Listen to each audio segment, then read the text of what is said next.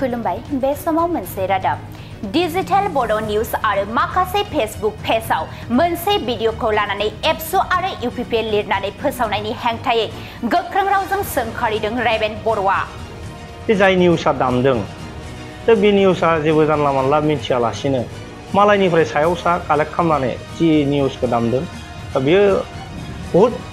जोबोद दुखुनांथावना खोथा।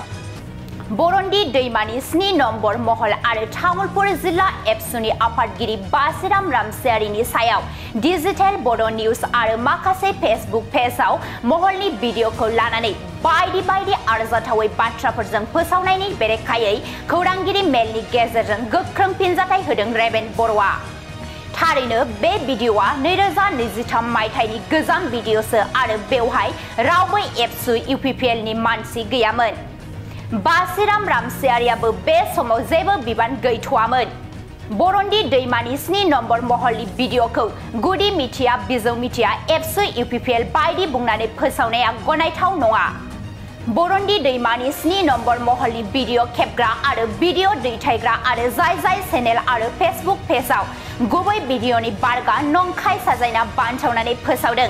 बेफोरनि बेरेखायै गौहाटी हाइकर्टआव केस होनाय जासिगोनखौ बुंथिदों रेबेन बर'आ।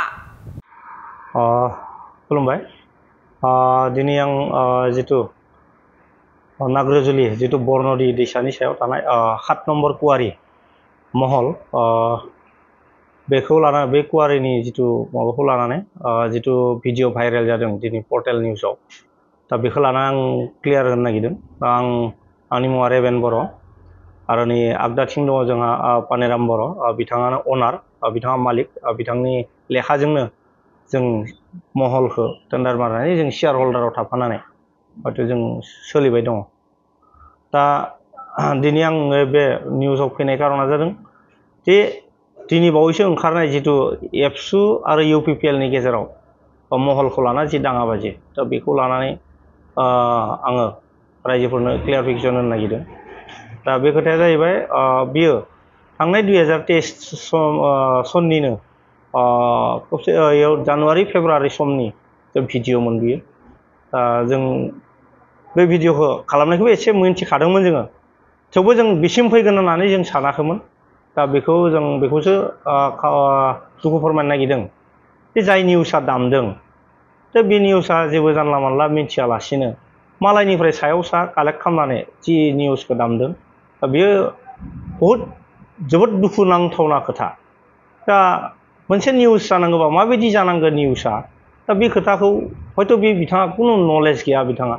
दा बेनिखायनो हयथ' मालायनिफ्राय कालेक्ट खालामनानै सोरबा हरनायखौनो दामनानै जे दिनै जोंनि गेजेराव एबसु आरो इउपिपिएलनि गेजेराव दाङाबाजि बा सोरजिहोनो नागिरदों बा जोंखौ समाजनि गेजेराव बदनाम खालामनो नागिरदों। दा बेखौसो बुंनो नागिरदों बे समाव जि समाव जोङो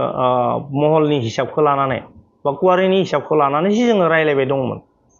दा बेयाव रायलायबाय थानाय समावनो हयथ' जों बाथ्रा खोथा मिलायियाव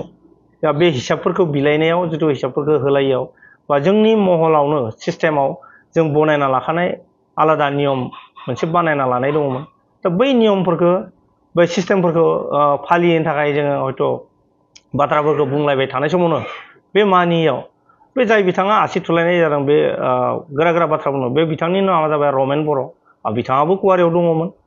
बा जोंबो दङ शेयार हल्डारनि गेजेराव। बे जोङो बाथ्राफोरखौ बुंलायबाय थानाय समाव बे बिथाङा गोरा बुंबाय थानायनाव बासिराम रामसियारि बिथाङाबो सासे बे महलनिनो सासे शेयार हल्डार हिसाबै बाथ्राफोरखौ गनायथावै बुंनायनि गेजेराव दा बिथाङाबो बाथ्राखौ बुंनायावनो बे जिनिसा हयथ' दावराव दावसिया जालांदों। आरो जों मिथिदों बे भिडिअआ एसे गोलावानो स्टार्टिंनिफ्रायनो दङ भिडिअआ। दा गतिके बे भिडिअखौ लानानै मा फोरमायनो सानदों बे निउसआ दा बेखौ जों बुजिना मोनाखै। दा दिनै लिरदों माखासे निउसआबो लिरदों एबसु आरो इउपिपिएलनि गेजेराव कुवारिखौ लाना नांलाय बे टटेलि नङा। दा बिजनेसमेन हिसाबैसो जोंनि गेजेराव बे खोथाया जालायदों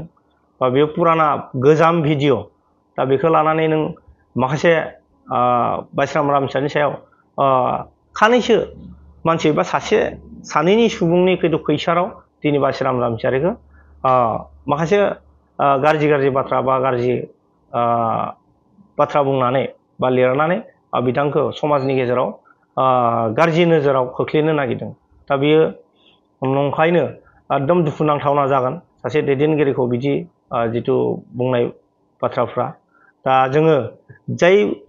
निउसआ होदों बे जाय निउसआ कालेक्सन खालामदों बेफोरखौ सोरनि दारा थांदों जों टटेलि बे जिनिसखौ जों कालेक्सन खालामजोब्बाय बा जोंनियाव बेफोरनि बाय'डाटा फैजोब्बाय जों लाजोब्बाय दा जों बेखौनो समाजाव बेखौ जोङो आयेननि राहा लानानैसो दा बिथांमोनखौ जोङो खालामसै दा बिथांमोना जानला मानला जिथु भिडिअ दामनाय दा बिनिफ्राय गोजानाव थानांगौ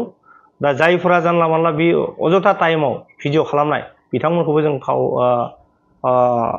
गोख्रों रावजों बुंनो नागिरदों दा बिथांमोनखौ जों गुवाहाटी हाइकर्टनि दारा बिथांमोनखौ जोङो आयेननि राहा लानाय जागोन दा जोङो जोंनि गेजेराव रायलायखानाय जाबाय दा जोङो समबारैनो जोङो